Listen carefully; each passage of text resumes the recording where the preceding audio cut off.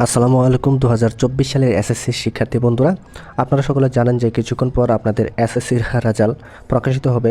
তো আপনারা কীভাবে আপনার এসএমএসের মাধ্যমে রেজাল্টটি আপনি খুব সহজেই জানতে পারবেন সেটি কিন্তু দেখাবো।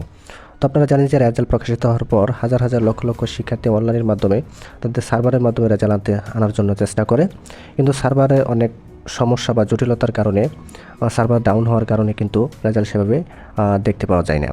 তো কীভাবে আপনারা খুব সহজেই এসএমএস করার মাধ্যমে রেজাল্টটা জানতে পারবেন সেটি কিন্তু আমি এই ভিডিওতে দেখাবো। তো বন্ধুরা, এর জন্য সর্বপ্রথম চলে যাবেন আপনার মোবাইলের মেসেজ অপশনে। তো আপনি চাইলে কিন্তু বাটন ফোনেও কিন্তু এটি আপনি করে নিতে পারেন। তো মেসেজ অপশনে চলে আসার পর এখানে স্টার চ্যাট এই অপশনটি ক্লিক করে দেবেন। এই অপশনটিতে ক্লিক করার পর আমি যে নাম্বারে মেসেজটি পাঠাবো সেই নাম্বারটি এখানে দিয়ে দিব 16222 এই নাম্বারে।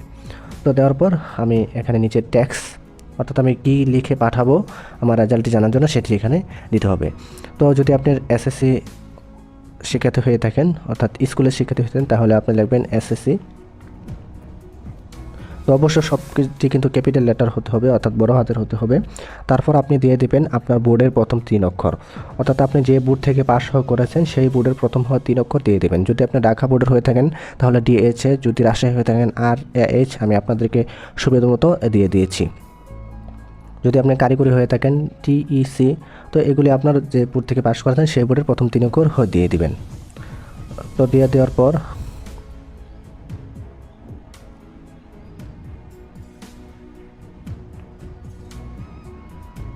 তারপর আবার স্পেস দিবেন। স্পেস দেওয়ার পর আপনার রোল নাম্বারটা এখানে দিয়ে দিবেন। রোল নাম্বারটি দিয়ে দেওয়ার পর আবার একটা স্পেস দিবেন। স্পেস দেওয়ার পর আপনি পাশের সন দিয়েছেন, যেহেতু 2024 সালের শিক্ষার্থী সেই জন্য 2024 সাল লিখে